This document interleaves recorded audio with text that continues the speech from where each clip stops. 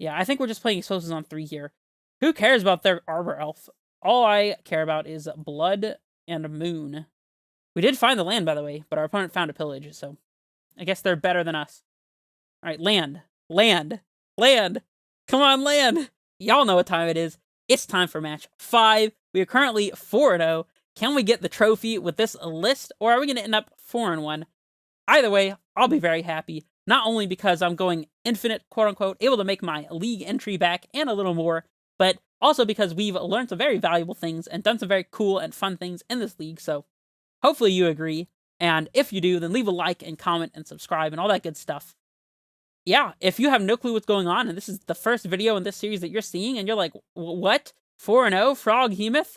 Swan Songs? What is going on? Well, in that case, you need to check out match 1, where I go over in detail where this deck list comes from, all the choices that are being made, and why.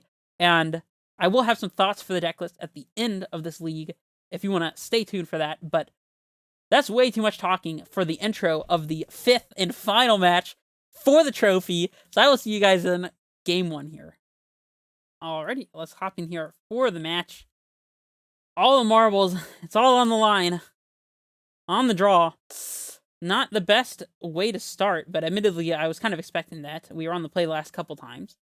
We get to lead off on turn 1 Grazer and turn 2 3-drop if we draw it, but we'd still need to draw a 3-drop or like a bounce land or something. We could maybe afford to pack for a 3-drop, maybe. We have Grazer to block and Relic to interact. We have Cavern if it's a more controlling matchup. Our opponent did not reveal a companion. I think I'm inclined to keep this. I think it's close enough. Doesn't have any crazy like turn 1 starts like turn 1 Amulet or turn 1 Saga or something. If we top deck Saga and go turn 1 Grazer into Saga, that'd be pretty freaking fantastic. Opponent leads on turn 1 Arbor Elf. There's the Saga. Okay. Yeah, let's not get too excited here. Totally normal things going on, nothing to worry about at all. Hopefully our opponent is not playing Blood Moons. What if Foothills? Yeah, survey says not likely on that one. Basic Forest. Is this a mono green? I choose red for Utopia as well. Nope, this is a Blood Moon. Guaranteedly this is a Blood Moon, and we're about to lose our Saga. Maybe fetching a basic and playing this Grazer would have been way better on turn 1. I didn't even think about it because I was so distracted that we drew Saga. We could even have still gotten the Saga into play if we wanted to. Bloodbraid Elf. No Blood Moon, no Blood Moon, no Blood Moon. Do not find what... Found Arbor Elf. Yes. Yes. Unfortunately, we can't really block that one. I mean, I guess we can. You know what? Screw it. Goodbye, Grazer. You did what you needed to. You're gone. You're done. Summer's Pact. Okay. Yeah. I think just making a token here is going to be fine. Or is it? If we cycle Relic and find a bounce land in the top 2 cards, then we can use our packs probably to get a Titan into play and attacking with the Amulet that we're about to find with Saga. That's probably pretty worth it, I would think. I'm going to fetch out a basic here just in case, though. We don't have very many ways to play around our opponent having Blood Moon. Just completely dodging it's a great way to start. Vesuva, okay. Well, we can Vesuva our Forest, and that way we don't get quite as wrecked by Blood Moon, but that would have to happen before the Blood Moon comes into play. Otherwise, this just enters as a mountain and nothing else. So we still need to fade Blood Moon for another turn, but... Land. Combat. I feel like if they had a Blood Moon, they would have slammed it, so... They just pass? Dang, okay. Let's see, so we float, get second Amulet, get Amulet, play another Amulet, play Vesuva, that's up to 4 mana. Not quite doing it. We activate.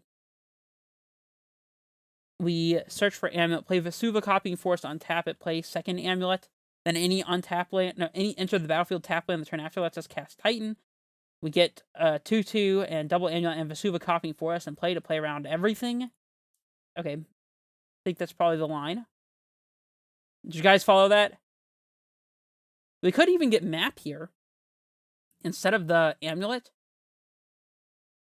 That way we don't get to play Amulet this turn, though. Which means that in turn we might not be able to play Titan the turn after. Like if we were to sack the Saga, get Map, play land, next turn play land, we couldn't even map for a bounce land in time. So I don't think that really makes sense. So I'm just going to get an Amulet. Play the Vesuva copying basic force. Ours, not theirs. Duh. Not gonna always yield when we have a second amulet. Literally just chilling in our hand. And I guess because we had to sack the Saga, it has to be specifically a bounce land for us to be able to cast Titan this upcoming turn. Whatever. We'll pass. And it's actually a 3/3. Cool, cool. Bolt. Sure. Are we gonna see Stomp as well? No. Okay. Still no Blood Moon, thank you. Please and thank you, opponent. No Blood Moon, don't do it. Ugh! At least we played around it, though. We got the Vesuva copy for us in play, so we can eventually get to Titan if we eventually get there. Land. Okay, well, we pack for Dryad and YOLO and hope for the best. Sounds good. And then 2 turns from now, we play Titan and, again, hope for the best. Sounds good. And we play the land here, of course. Sounds good. Just kidding. If they attack with a Bloodbraid Elf, I'm probably just blocking it, and yeah. Not much else to say about it. They don't even. Cool. I guess we want to pay leaving an actual basic forest up, because if our Dryad dies, that mysteriously taps for a mana of green color. Crazy, right? We need to top deck a land this upcoming turn. That would be great. Thanks. Land, please. And it's times like these that I wish that we were playing the Mammoth. That's a land on the other side. The flip one. What's it called? If you remember the name, leave it in the comments below. They pillaged. They didn't pillage the basic? Why? Okay. Well, to play around them finding a second pillage and hitting the right land, I'm going to go ahead and play another Dryad out here, since it's going to fix our mana. I still don't think attacking really matters, so I'm not going to do it. We did find the land, by the way, but our opponent found a pillage, so I guess they're better than us. Alright, land. Land. Land! Come on, land! Boom! Too easy.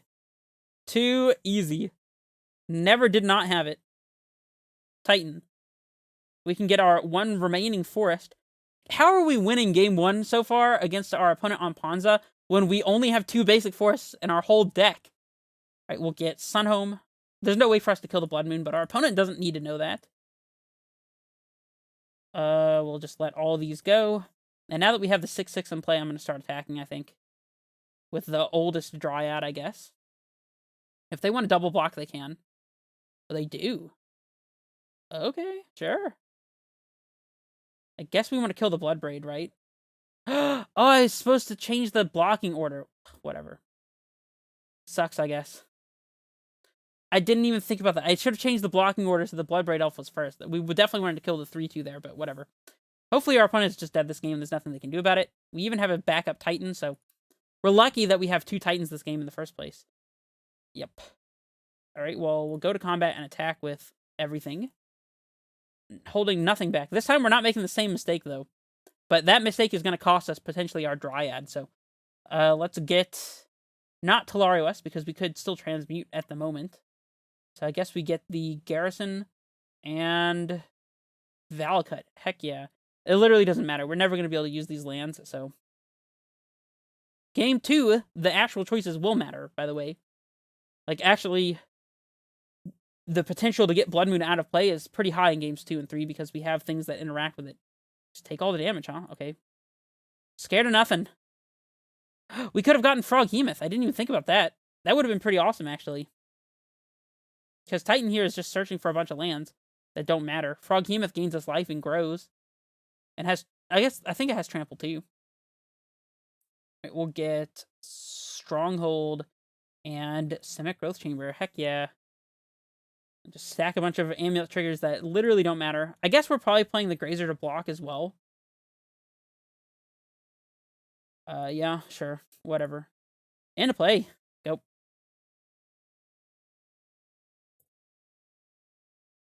Opponent played Blood Moon. It didn't even matter. Look at that. Too easy. They concede the game. They have Blood Moon land in hand. Yep. Sounds about right. Alright, in this matchup, we want explosives, not only because we can play it preemptively on 3 to deal with Blood Moon, but also because it kills their Sprawls and Elves. We want Forces and Foundation Breakers because duh. We want Dismembers because Elves. And that's about it. Swan Songs, I think we probably want as well. They're always going to find something relevant to hit. Although they do get locked out by Blood Moon, but they also help us to not get got by Blood Moon, which is probably worth it. We trim Grazer. We can trim an Amulet, actually, in this matchup, because most of the time, our lands are going to be mountains. Otherwise, we're looking pretty good.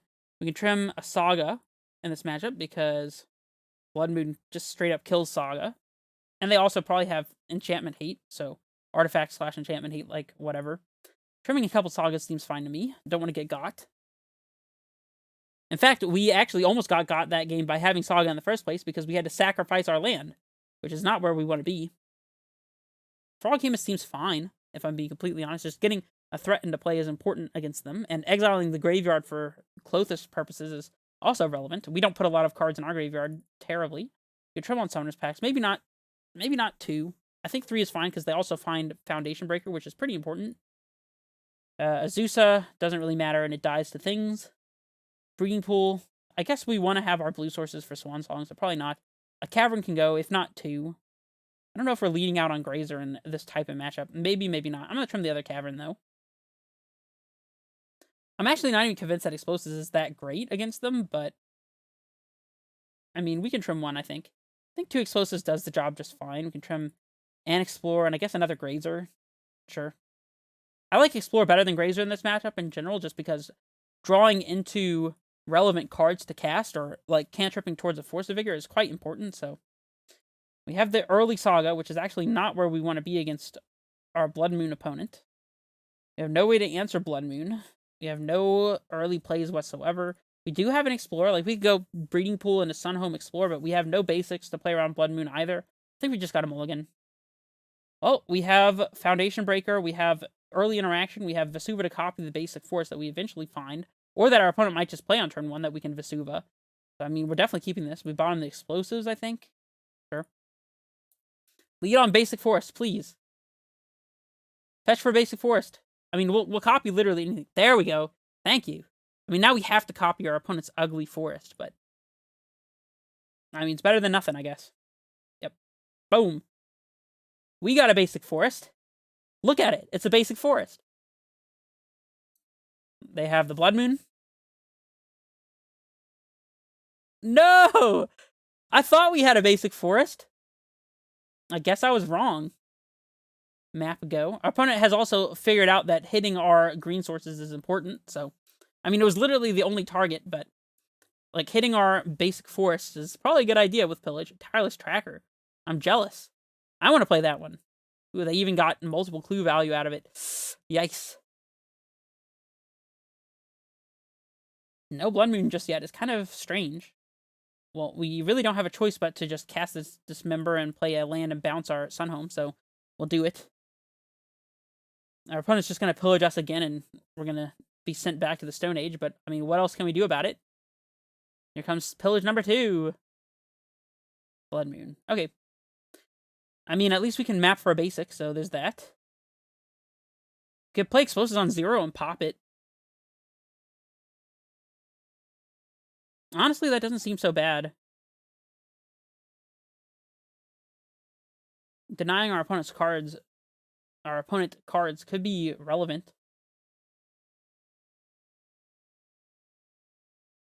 I think I'm probably pretty okay with that. Otherwise, this Explosives is doing nothing, and we can take our sweet time to get rid of this Blood Moon out of play. If they play a second one, then we can still potentially top deck Force of Vigor, but if we Foundation Breaker this and then they play a second Blood Moon, then we're not really accomplishing anything, so... let's just go ahead and pop the Explosives so they can't crack a clue here. I mean, they have Chandra, which is definitely something to do.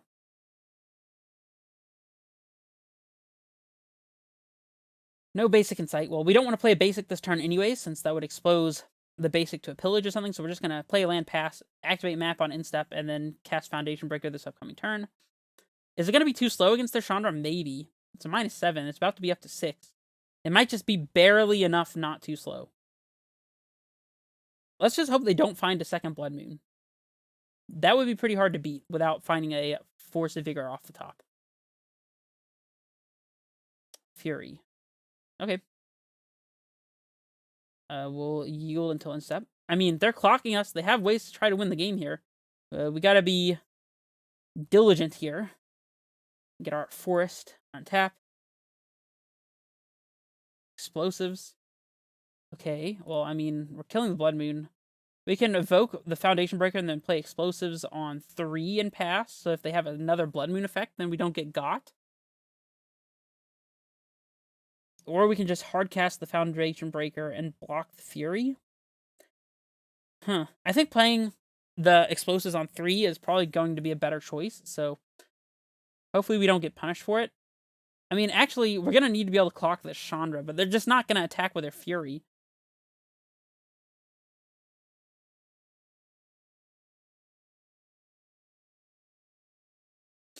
We could evoke Impact for Dryad and play it, but then we wouldn't be able to play Titan. I don't know. This is kind of a hard situation. I feel like we have no choice but to hard cast Foundation Breaker, but actually, maybe we can just race the Chandra emblem. I think that we literally can't beat them having a second Blood Moon, so we have no choice but to play around it. And we're not going to be able to clock the Chandra meaningfully anyway, so let's just do this.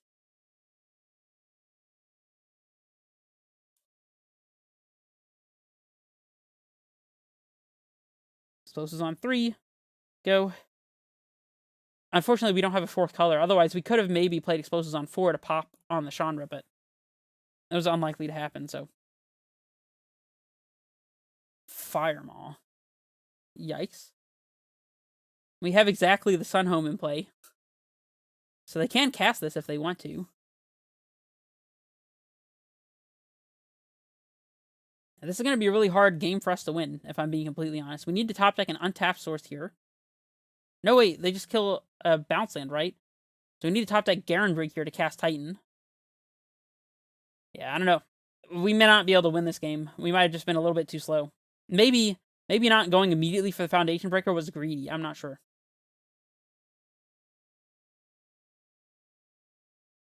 Okay. And we're down to 10. Garenbrig? Dryad. Okay. Yeah, I think we just end up losing this game. Like, even if they just minus the Flame Slash or Dryad instead of ulting the Chandra, I guess they could ult Chandra and cast any spell and we'd probably still be dead, so. Stomp. I don't know why they wouldn't do that. I guess they can hard cast the Bone Crusher after they minus the Chandra, so whatever. I think we're just dead here. I'll see what our opponent does, but probably just dead. Oh, does this trigger Chandra twice? It does! That is... Okay, and our opponent has Damping Sphere as well. That's interesting. Well, we'll concede. I mean, we're also just straight dead, but regardless. That's kind of cool, actually. I didn't know that Blood Raid triggered the Chandra emblem twice. Alright. Well, I mean, are we changing anything? We probably still want Explorer more so than Grazer here, I think. Chump blocking is pretty... How do we have a Relic in here? Did I just never remove it? Interesting. Oh, we'll take Grazer over Relic, I guess. We want Ghost Quarter. I guess Ghost Quarter hits a land that they enchant, but that... I mean, it slows us down while slowing them down, and it probably hurts us more, probably. I'm not sure that I want Ghost Quarter here. Explosives wasn't looking that great there either, to be honest. So I'm pretty happy not having all of them in. Alright, we'll just run it this way and be on the play and, you know, play turn 1 Amulet and just win. No big deal.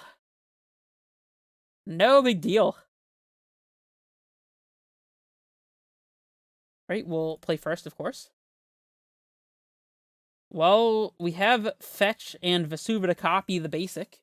We have Explore for a little bit of ramp, but we need, like, other things to do. We have Bounce Lands to try to accelerate us on mana. If we find an Amulet, then we'll be able to do some things. But notably, we have all four of the combo relevant lands here. So hasting our Titan is going to be next to impossible if we keep this hand. Is it correct to keep it just because it goes turn 1 basic, turn 2 basic? I mean, if we do that, then actually, I guess we can go turn 1 basic, turn 2 Stronghold, Explore into Vesuva, and still be able to get both basics out. Like, is that strong enough? I think it might have to be. It doesn't play very well around Pillage, though, but... I feel like we have no choice but to keep this, to be honest. I don't know, though. Maybe it's stronger to try to mulligan for a turn 1 Amulet, like, type of hand. Give me your energy. Let me know in the comments. Am I supposed to keep this or not? I don't know. I think I'm inclined to mulligan this. I don't think it really goes anywhere, if I'm being honest. Well, I mean, this goes somewhere. It goes straight into the hands of Blood Moon, but we'll try it. Bottoming. We need the Valakut so we can play Explosives on 3 on turn 2 here. Sanctum into Valakut, Shock, Wing Pool, Explosives on 3 so we can answer Blood Moon. Which means we need all of these cards except for the Growth Chamber. Are we supposed to just bottom a Titan and hope we can top deck a threat? Because I think the Growth Chamber is probably more unreplaceable than the Titan, if I'm being honest. Alright, I think we bottom Titan. Hopefully, we just top deck a Titan and don't have to worry about it. We'll lead on Sanctum and Grazer. I guess we could even just play Explosives on 1 this upcoming turn if we wanted to, but admittedly, I think if they do play a 1-drop here that we care about, it's probably still better to just slam Explosives on 3. Delaying them from casting a Blood Moon does not stop us from losing that Blood Moon later. Sanctum's nice. Cool. Yeah, I think we're just playing Explosives on 3 here. Who cares about their Arbor Elf? All I care about is Blood and Moon. Alright, go. Well, now we can block their attack for 1. And we're out of everything. We have nothing else to do, so at least we have Titan mana. In like 3 turns. If we top deck Amulet into Titan, we can cast Titan 2 turns from now, so that's cool. It has to be in that order as well, though. They pillage.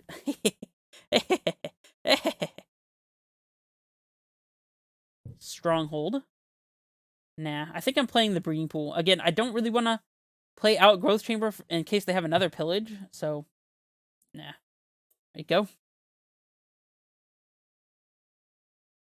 We still would like to top deck Amulet into Titan, unless they have... Even if they have Blood Moon, we probably just pop Explosives.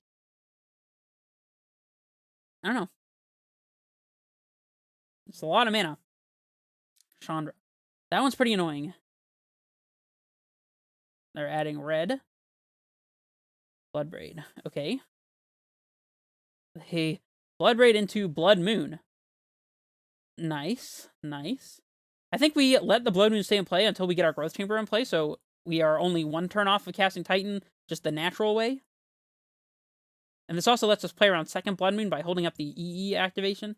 I think we are just blocking before a Braid or something stops us from being able to. Alright, we'll untap. Play Growth Chamber. Force of Vigor. Oh boy. Yeah, unfortunately we can't do anything with that just yet, but maybe soon enough it'll make an impact, you know?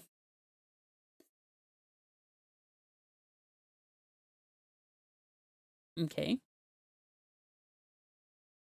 Another Bloodbraid Elf. I mean, our opponent's clocking us really well. Like, I'm used to opponents playing Ponza, and, like, they have, like, some interaction or whatever, but they don't, like, quite find, like, anything to clock you with, and, like, you're able to draw out of it if you can find basics or something, but our opponent just has the clock. They exile the Fury, which is probably pretty good for us, in all honesty. Unfortunately, Explosives is not going to kill this Clothis, but... Alright, we are supposed to pop Explosives on Instep here, because if we top deck Titan, then we can cast it, so... Titan? Right on time? Swan Song. Yep, that's right on time, and now we're probably just dead. Cool.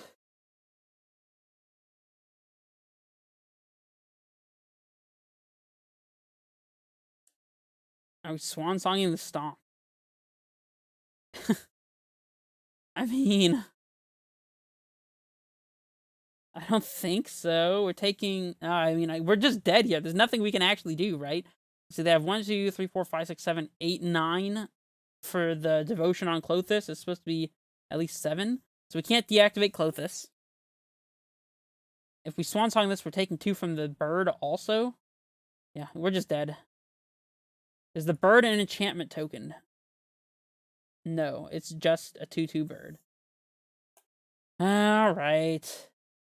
5-0 Dream crushed by freaking Ponza. What else would you expect? Anyways, like I said, I'm actually still pretty happy with the results with this list in general. There are, however, a few things that I would change. I'll start by talking about a few things that I would not change, though. I think the main board Relic is very good right now. I think this is one of the reasons why a deck list like this is able to compete, is because having main board Relic gives you extra game against the DRC decks and against the various, like, graveyard-oriented decks, like the Black-White Reanimator type decks, but also against Living End in particular. Having a way to swing the Living End matchup is extremely potent, and Relic of Progenitus is a great way to do that. Another thing that I really like is keeping the Radiant Fountain in the sideboard here.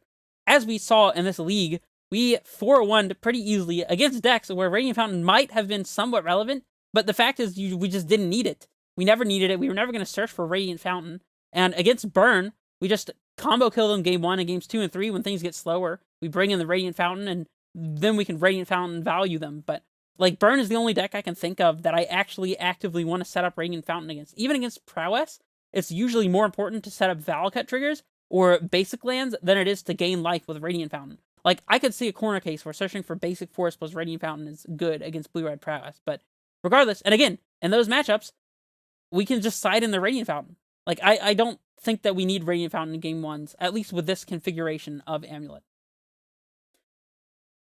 I also think Explosives is still very good. Maybe we could trim one to make room for something else. Admittedly, I was pretty happy with the sideboard, even with the Swan Songs, although I will admit that Swan Song has definitely some of flaws. Like, it plays well ahead, but not very well behind, and that's just an issue with counterspells in general. So, I mean, I don't know.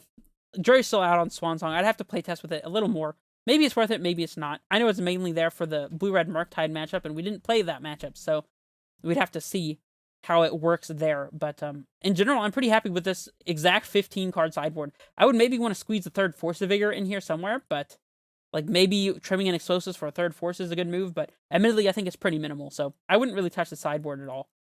I would make, like, maybe a few minimal changes to the main board. The first is, unfortunately, cutting the Froghemoth. I think that it just does too little. There were times where maybe we could have packed it for it and would have been okay, but, like, let's be honest. You're going to be packing for Titan 99% of the time, and the 1% of the time that the Froghemoth is good, like, whatever, you know what I mean? Like, it's, if you really wanted something to attack your opponent's graveyard, just put a Bajuka Bog in the deck somewhere. Cut anything and add one Bog, and you'll have a similar effect on the graveyard matchups that Froghemoth already has by just getting Titan. And admittedly, I'm just not super impressed by Froghemoth. I never have been, but unfortunately, we never even got to get it into play during this league, so if you think I should continue playing with Froghemoth and try to actually get it in play a few more times, pack for it when I can, then let me know in the comments below. But instead, I would add back the 4th Explorer. Just a classic Amulet list for Explorers. And yeah, the only other thing I would maybe think about is changing around the blue splash and making it a little more simple on ourselves. That way we can play 4 basic forests and, you know, add an extra Garenbrig maybe, or play another utility land, maybe move the Radiant Fountain back into the main board. I probably wouldn't do that even if I wasn't splashing blue, to be honest, but, or like the second Valakut, actually. Now that I think about it, the second Valakut is something that we did once, so maybe trimming a Cavern to add the second Valakut is probably a good choice, as Cavern is not a blue source for Swan Song anyways, so I could definitely see something like that. Yeah, I think if I were to play this list with the Swan Songs and the sideboard still, this is basically where I would start. So definitely want the second Valakut in my opinion, but maybe that's just a comfort thing. Maybe it's not necessary. But yeah, I really enjoy this deck. Thank you, Grilled Cheese, for suggesting the deck and providing us the base of a deck list to work on. And I definitely think there are some ideas here that are improving Amulet overall. So good job on that. Thank you for showing us the tech of playing Relic in the main board. It seems like an obvious thing, but nobody was doing it. And Grilled Cheese was the first person I saw to do it. And now F. Paulus is doing it. House of Mana is playing mainboard Relics. I'm playing mainboard Relics in my Amulet lists. And that's kind of how the Amulet meta works. So anyways, thank you guys for sticking with me for this match. And let me know what you guys want to see for the next league. I do have some mind to try a more different approach, I suppose, to red-green Titan Shift. I saw a couple comments requesting maybe that I continue working with red-green Titan Shift, and I have been recently liking lists with Hour of Promise in the deck. So if that's something you want to see, then drop a comment. If you want to see me just run it back with the blue Amulet list, with the Froghemoth list, of course, I'll have to change the name because it can't be Amphibulet with no amphibians, But regardless, I could definitely try a list, something like this. So just let me know what you guys want to see. And yeah, I have nothing else to say. I'll see you guys in the next league. This is Redface Menace, signing off.